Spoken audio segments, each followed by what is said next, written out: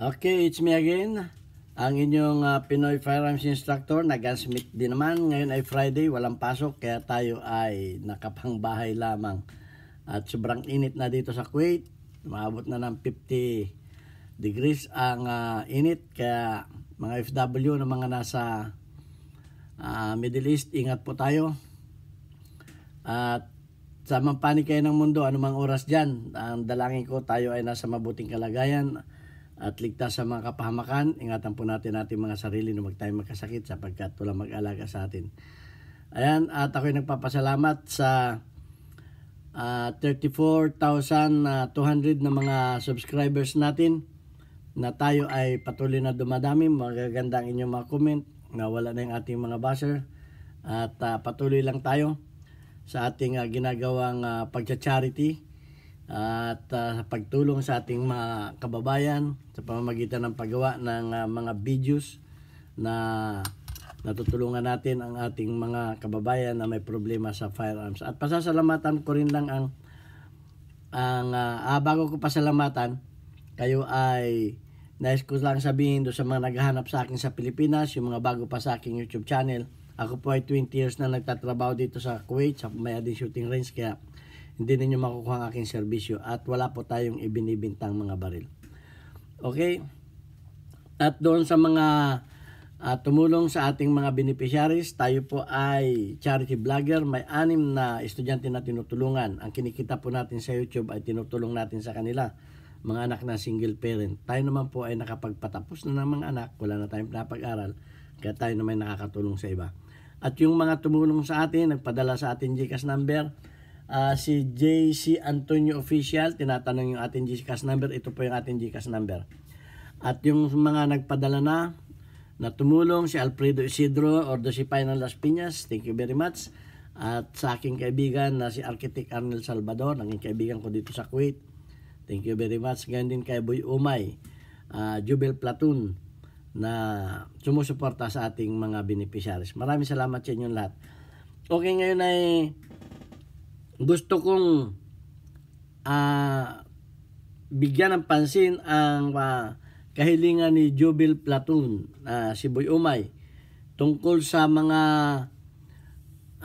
magazine na mga handgun na namimili ng magazine, yung mga problema sa mga magazine. Yan ang ating ngayong tatalakayin. Okay, napakarami ang problema sa magazine. Nakaraan itinapik natin yung nose dive. Okay, yung mga nose dive, yung mga bala ay nagdadive pababa, hindi man papataas. Okay, so unang-una nating alamin yung mga sikip. Okay, bakit masikip? Okay, yung ganyan normal lang yan dahil dumadaan yan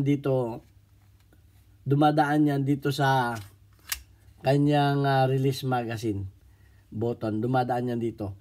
Pero kung talagang sikip na sikip yan ay abnormal yan. At malalaman natin na sikip pagka i-press natin yung release button ay hindi lumalaglag. Yun ang sikip. Pag nirelease natin yung release button, hindi sumisikip. So, ang unang-una nating alamin ay tingnan natin yung mga tornilyo kung mahaba. Dahil kung mahaba yan ang magpapasikip dito, makakameron nito ng guhit. So, yun ang una natin titingnan dito. Okay, kakapain natin, titingnan natin, sisilipin natin agad dito kung makakapa ba natin yung tornilyo. 4 na tornilyo yan. Titingnan natin kung yun ay mahaba. At kung mahaba ang tornilyo, ay di ating bawasan o putulan. Ang pangalawa ay yung mga grip. Tanggalin natin yung mga grip. Dahil yung ibang nagpalit ng grip, kasi ang mga grip naka-guide. Okay, papakita ko lang sa inyo yung grip. Naka-guide ang grip. Okay.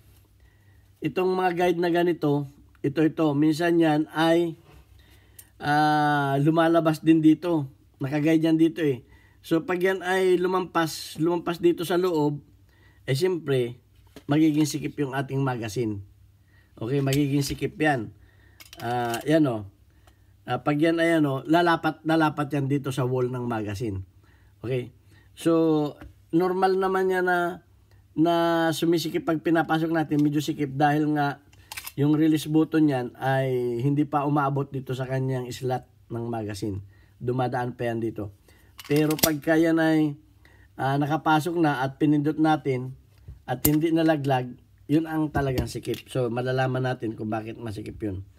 Kaya pag ano ng magazine ay tinatap na ganun para mag-cuts yung magazine. Ngayon, ay paano kung sikip talaga? Na-check na natin, ay sikip na talaga. So, chichikin naman natin kung pag empty ba ay okay. Meron kasing pagpuno na ng mga magazine, lalo yung mga local, pag puno na, ang mga magazine ay nabubuntis, umi-expand. Yun ang problema. So, pag umi-expand yan, sumisikip. Pero pagka empty naman, hindi sikip. Kumbaga, humihinga, umi-expand pag puno na. May mga ganun. So, subukan nating papatigasin natin ang kanyang lata sa pamamagitan ng quenching o subo. So, tatanggalin natin yung laman, alsin natin yung spring. Pag natanggal natin yung spring tsaka follower, i-ano natin sa gasol o sa mga gas range. Medyo initin natin. Maghanda tayo ng kahit used oil, langis. Tapos pag yan ay medyo mapula-pula na, ilubog natin sa langis. Parang quenching ang tawag doon o pakintabin muna natin para hot blowing ang mangyayari doon. Hot blowing. Mas gaganda pa yung inyong pero lilinisin muna natin. Pakikintabi natin na nalinis yan. Pagkatapos nating malinis yan, yun. Natin, ibangin natin. Sabi ng mga taga-Batangas, ihawi natin sa gas range. Okay, papantayin lang natin. Siyempre, gagamitan natin ng long nose yan para hindi tayo mapasok. Babalik-balik rin natin, ikot-ikotin natin. Okay, tuhugin natin yan sa isang welding rod o bakal para mapaikot-ikot natin para tayong naglilitsyon. Okay, pagka yan ay medyo namumula-mula na at yung kulay niyan ay nagbago, nangingitim-itim na parang talong, ilubog natin yan sa langis. Pwede na yung used oil. Yan. At tingnan natin, baka, hindi ko sinisigurado yun ay nakakatulong para tumigas ang lata para hindi nga siya hindi nga siya bumuka pagka napupuno na ng At yun ay isang paraan din para mag-hot blowing. Yun na rin ang ginagawang hot blowing. So, yun. Ay ngayon, kung talagang sikip naman, yan ang problema. Kung talagang sikip, may bala at wala ay sikip, wala tayong magagawa dyan, kundi anuhin na natin. Anuhin na natin ito, anuhin na ating babawasan ng kaunti. Okay, o nga pala, naalala ko kanina tayo ay may live na strike tayo. Dahil tayo ay nagpakita nito sa live, bawal na bawal nga pala magpakita. Na-strike tayo kaya nawala yung ating live sa Kaya nag-upload na lang ako ng videos. Gumawa na lang ako ng videos. So, sa next week, titingnan natin kung makakapag-live na tayo. Kaya nawala tayo sa live kanina. Pasensya na yung mga nasa live, nagkamali tayo. Kaya tanggapin natin yung pagkakamali. Na nawala sa isip natin yung pag naka-live pala tayo ay bawal tayong magpakita ng mga replika. Kahit anong klase ng yan, ay bawal talaga yan. So, na-strike tayo. Hindi tayo kaya nawala tayo sa live kanina. Kaya pasensya na. Okay, yan. At kung halimbawa ay yung magazine ay makapal ang lata at talagang masikip. Dapat malaman natin kung saan sumisikip kamukha nito. Bumabakat yan kung saan yung parte, kung dito, kung dyan. Ay di ang gagawin natin dyan ay siyempre tatanggalin muna natin yung laman. Tanggalin natin yung laman. Okay?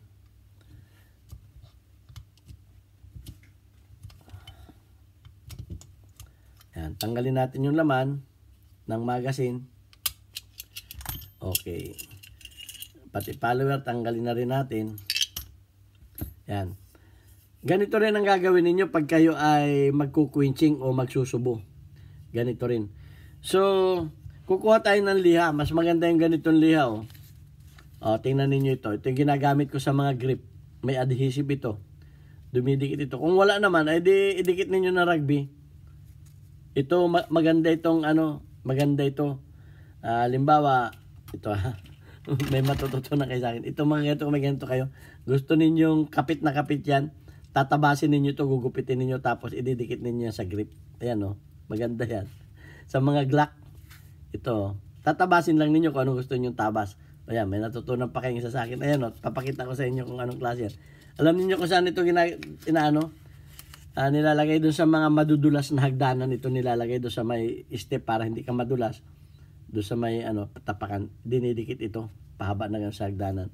Kaya nakasulat dyan na safety walk. Ayan para hindi madulas. Pero napakadikit nito. Mahirap itong tanggalin. Ayan may sarili itong Pero ito gagawin ko lang sa inyo yung pandemo. Nakakabili nito isang rolyo. Pag uwi ko sa Pilipinas, nagdala ko, bibigyan ko kayo. So yan. Kung wala naman kayong ganito, edi yung idikit ninyo na rugby. Yan didikit natin dito sa yan. Nadikit na Pwede rin hindi nakadikit, pero mas maganda yung nakadikit siyempre. Pagkatapos ay itong magazine ay ikakaskas ninyo dyan. Siyempre, hindi ko ito kakaskasin. Bakit ko kakaskasin? Igaganon ninyo. Yan. Kung saan yung parting para pantay. Para susukat ulit ninyo. Ganon din sa mga sidings. Igaganon ninyo sa, yan. Pinandemo ko lang yan. Sayang ito. Isang grip ang magagawa nito. Isang baril pa. Madikit ito. Maganda ito sa grip. Pag uwi ko at may dala ko, bibigyan ko kayo. Yan, igaganyan ninyo. Tapos, kung kung ayos na at gusto niyo hindi, kumuha naman kayo ng mga 300 grit at 320 na grit. O kaya 600, yung mga ganito naman, yan. Ganito. Yan, ididikit din naman ninyo yan dyan. At yan ang gagamitin ninyo ganun. Para isukat ninyo na ganun. Isusukat ninyo yan hanggang sa makuha na ninyo yung tamang Okay? So yun kung yun ay sobrang, kung masikip talaga. Okay? So, ito pang isa. Yung mga namimili naman ng bala. Titingnan ninyo, halimbawa yung isang magazine na okay, bakit ito isang magazine na hindi okay? Bakit nagbabatangal? Susukatin ninyo ito. Susukatin ninyo ito. Susukatin ninyo ito hanggang dito sa dulo kung pareho ba mula dito hanggang dito. Sukatin ninyo kung magkapareho pa. Minsan kasi ito minsan may mababa, minsan may mataas. Susukatin ninyo kung okay ba doon sa isang magazine. Ayan. At titingnan ninyo pag nakakabit na titingnan ninyo, ikukumpara ninyo yung okay na magazine kung ganito rin ang lapat. Kamukha nito yan Yun, nakalapat yan doon. Titingnan ninyo kung pareho. Ay paano kung yung isa ay mababa? Halimbawa, yung isa ay nakaganyan lang. Nakaganyan yung isa. Yan, yung isa ay ganyan. So mababa. So ang ibig sabihin niyan, pag mababa na ganyan ay ito ay mababa ang lagay. So, kinakailang abunuhan yung bandang taas na yon. Acetylene naman ang gagamitin yan. Abunuhan ninyo yun. Sa acetylene, medyo may rapirap na yun. So, tapos ay, para ito umangat pataas, abunuhan ninyo yan dyan. Okay, yung slot na yon. Kasi, ito ang ito yung nagdetermina ng taas at baba Yung ganon. At, yung mga nag-nose dive naman, panoorin na lang ninyo yung videos ko. Yung mga nag-nose dive. Hindi ko na, yun, dahil may videos naman tayo nun, panoorin na lamang ninyo kung ano yung mga nag-nose dive. Kasi yung iba nag-nose dive. Pagka, yung bala ay sa halip na umangat na ganun, pagtulak ng slide na ganun, yung bala, naka-nose dive, nakaganon yung bala. May videos na tayo niyan, hindi ko na anuhin. So yun na lamang ang panoorin ninyo kung paano ang gagawin pag nagno-nose dive. So ayun lang ang ko sa inyo sa mga namimili ng magazine at saka may mga problema sa magazine. So sana nakatulong sa inyo. Shout out sa iyo Jobil Platon, Boy Umay. Yan, nabigyan ko na ng videos. At kung kulang pa yung aking kasagutan, may follow-up question kayo, di mag-follow-up question kayo, baka mayroong akong hindi na i-discuss, kulang yung aking naituro, di ninyo, baka hindi naman ganun ang problema ng baril ninyo, i-comment lang ulit ninyo. At kung may kasagutan pa kayong iba dyan na pamamaraan, ay di i-comment din ninyo at maibahagi naman natin sa iba. Okay, ito ang inyong Pinoy Firearms Instructor, nag-submit din naman hanggang sa muli. Pasensya na wala tayong live ngayon, na-strike tayo. Aksidente nakapagpakita tayo ng frame ng 22. So tanggapin natin yung ating consequences. So ayan, hanggang sa muli. God bless us all. Thank you very much.